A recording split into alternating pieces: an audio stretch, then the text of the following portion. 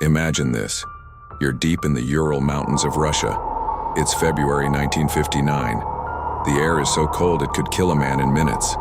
And somewhere in the blinding white wilderness, 9 young hikers vanish, leaving behind a campsite that defies all logic and explanation.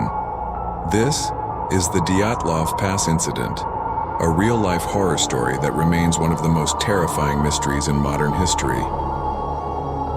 In January 1959, 10 experienced mountaineers from the Ural Polytechnic Institute set out for a skiing expedition to the Otorten mountain. Their leader, Igor Dyatlov, was known for his discipline and skill.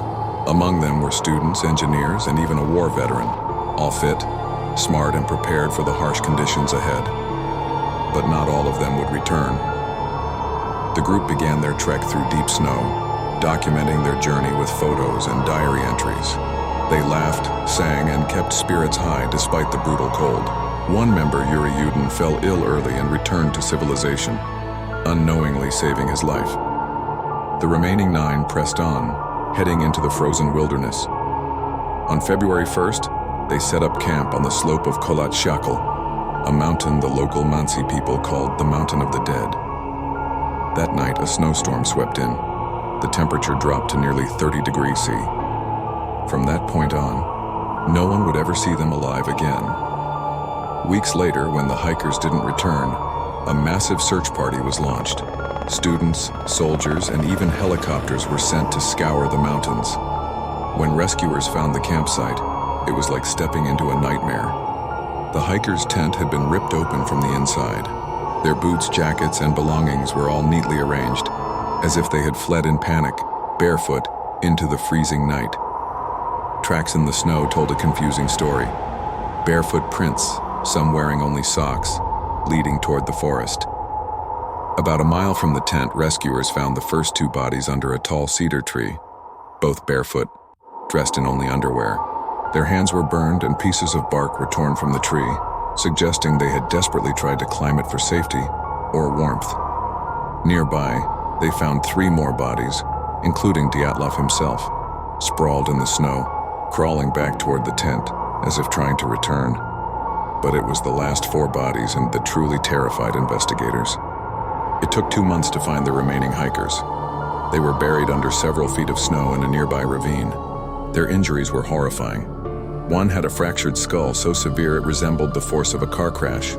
2 others had broken ribs and internal bleeding, yet no external wounds, as if they'd been crushed by an invisible force. One woman, Lyudmila Dubinina, was missing her eyes, tongue, and part of her face, but there was no sign of struggle, no animal tracks, no evidence of another person, and strangely, their clothes emitted traces of radiation. What could have caused such chaos? Investigators were baffled. Some blamed an avalanche, but experts argued that the slope was too gentle.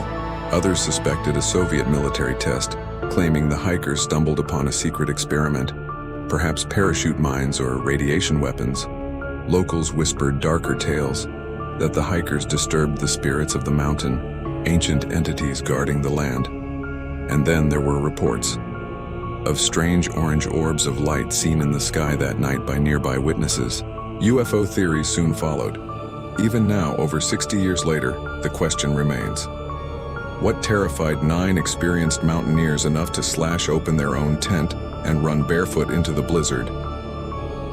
The official Soviet investigation closed in May 1959 with a chillingly vague statement. The cause of death, an unknown compelling force. Families were left broken. Ural, the lone survivor, spent his life haunted by what happened to his friends. Before his death in 2013, he said, "If I had been there with them that night, I would have shared their fate." Even today, Dyatlov Pass remains one of the world's most mysterious and terrifying unsolved tragedies. Hikers still visit the site. Some leave flowers. Others say they feel watched. Don't forget to like and subscribe. See you on our next video.